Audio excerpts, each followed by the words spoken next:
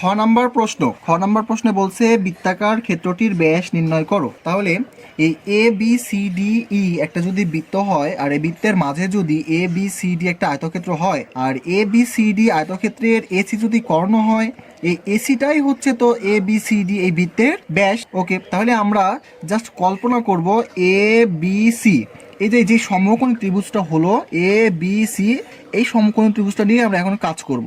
আমাদের এ বির মান দেওয়া আছে অর্থাৎ লম্বর মান দেওয়া আছে, বিসির মান দেওয়া আছে অর্থাৎ ভূমির মান দেওয়া আছে, তাহলে আমরা সুন্দরভাবে এসির মানটা বের করতে পারবো। এসির মান যখন বের হয়ে যাবে তখনই আমাদের হয়ে গেল ব্যাস। ব্যাসই তো বের করতে বলছে, এসি সমান তো ব্যাস। ওকে, তাহলে আমরা লিখি এখানে এ বি সি ডি আয়তাকার ক্ষেত্রের কর্ণ এসি হচ্ছে এ বি বৃত্তাকার ক্ষেত্রের ব্যাস। ক হতে প্রাপ্ত আয়তাকার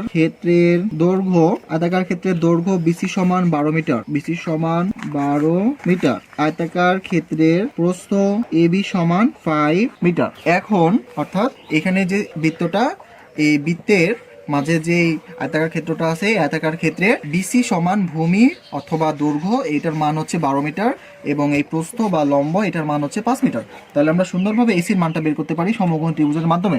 তাহলে আমরা লিখি এখন এ বি সি সমকোণী ত্রিভুজ হতে পাই। আমরা সমকোণী ত্রিভুজ হতে কি পাই? আমরা জানি অতিভুজ স্কয়ার সমান লম্ব স্কয়ার প্লাস ভূমি স্কয়ার। তাহলে এখানে অতিভুজ কি? অতিভুজ হচ্ছে এসি, তাহলে এসি স্কয়ার সমান লম্ব স্কয়ার বলতে এখানে এবি স্কয়ার প্লাস ভূমি স্কয়ার, ভূমি স্কয়ার বলতে এখানে বিসি স্কয়ার। জাস্ট এখন এগুলার মানগুলো বসাই দেবো। এবির মান কত?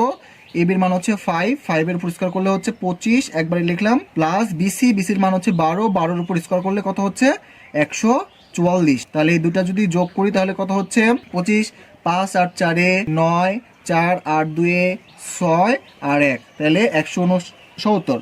এখন সুতরাং এসি সমান আমরা কি লিখতে পারি? এসি সমান লিখতে পারি √169 বা 13। এই এসির মান, তাহলে এসিটাকে আমরা কি ধরছিলাম? এসিটাই তো হচ্ছে বৃত্তাকার ক্ষেত্রের ব্যাস।